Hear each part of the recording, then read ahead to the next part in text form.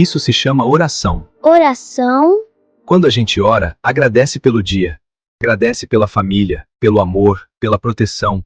Deus cuida de você enquanto dorme.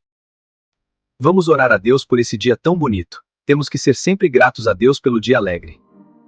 Obrigado, Deus, por esse dia tão bonito. Cuida do Davi enquanto ele dorme. Dê sonhos bons e um descanso tranquilo. Amém. Amém!